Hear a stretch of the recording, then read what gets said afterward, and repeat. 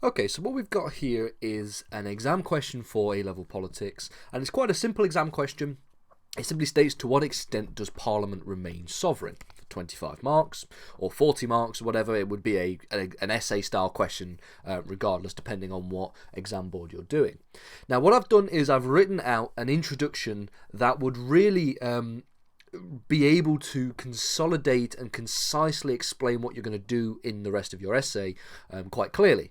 Now when I say an A-star introduction or an A-grade introduction, of course, an introduction in and of itself isn't going to get you an A or an A-star. What's going to get you an A or an A-star is the introduction along with the rest of the essay that I imagine should be very, very good.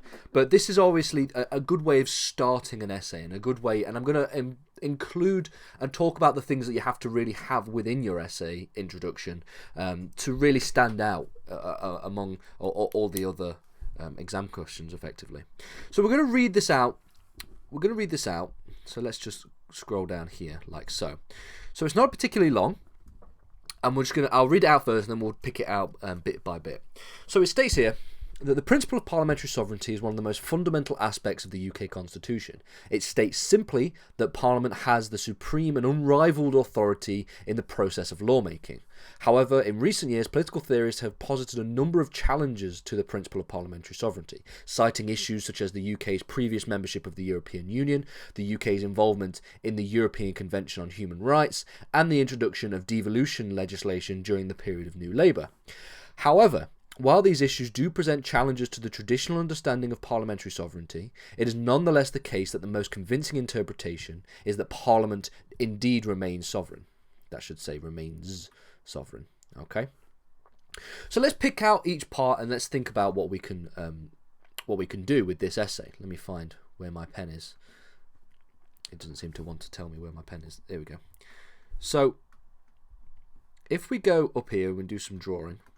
Okay. The first thing I do is I begin by outlining what the principle of parliamentary sovereignty is. Very simple. You don't have to go into much detail. We talk about it being a very fundamental aspect of the Constitution, and I talk about it's simply what parliamentary sovereignty means. It is the fact that Parliament is the supreme and unrivalled authority in the process of lawmaking. Of course, you can think about other definitions, the supreme legislative authority, etc., etc.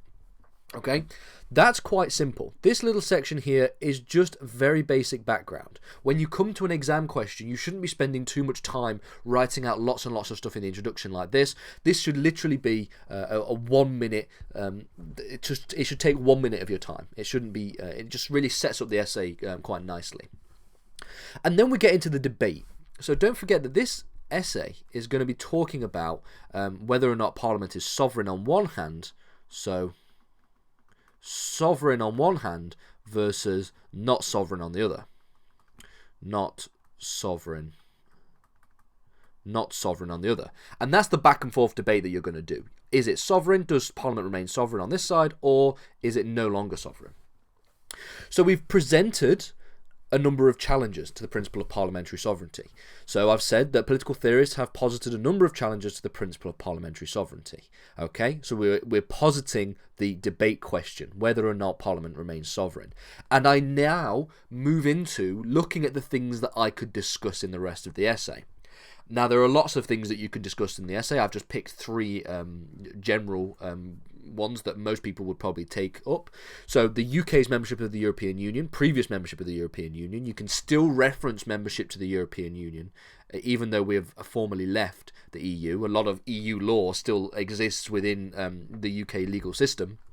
Okay, you can still reference it. If you feel uncomfortable referencing law of the European Union, you can talk about other things as well. You can talk about the increasing importance of the executive, for example. So that's one of the things we talked about. The next, the UK's involvement in the European Convention on Human Rights, and this can segue. You can either reference this, or you can just simply reference the Human Rights Act as well. We can talk about both. Okay. Because that's effectively what we're doing when we're talking about the ECHR. So we could talk about that thing as well. And then the final thing I've cited here is the introduction of devolution legislation, if I can find where my little mouse is. So we could talk about devolution legislation. So you've got things like the Scotland Act, and you've got the Government of Wales Act, and obviously the Good Friday Agreement as well, established or at least set up the devolution process in Northern Ireland. So what I've done here is reference what I'm going to talk about in the rest of the essay in the introduction. That's a really good thing to do. It shows the examiner that you are clearly thinking about your processes and your arguments in a logical and concise way. You're processing, okay, these are the challenges that have been presented to the traditional understanding of parliamentary sovereignty. I've listed 3 here. You should be aiming for three main paragraphs in the time that you have. If you want to do 4, and if you've got time to do 4, and it doesn't affect the rest of your essay, then feel free. But generally, aiming for 3 different points to make is a very good thing. So I've said, okay, these are the challenges to parliamentary sovereignty. We've got EU membership, we've got European Convention on Human Rights and the Human Rights Act, and we've got devolution. Okay, and then what I've done is I've laid out my argument. This down here is my argument. Okay, this is my argument. I'm not going to be able to write argument in this little bit here. Argument. There we go. So this here is my argument.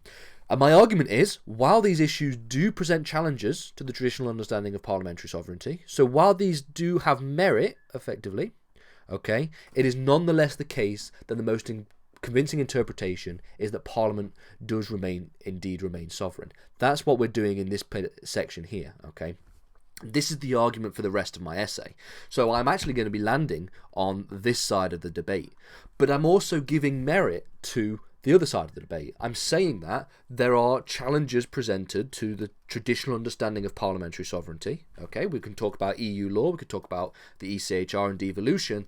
However, these challenges do not undermine the extent to which Parliament remains sovereign. That's what I'm going to be writing in my essay. And your paragraphs, when you are writing the rest of this essay, should reflect that. Okay, and this argument down here, okay, oopsie daisy, I can never find where this argument down here, okay, this argument is what should be running through the rest of your essay.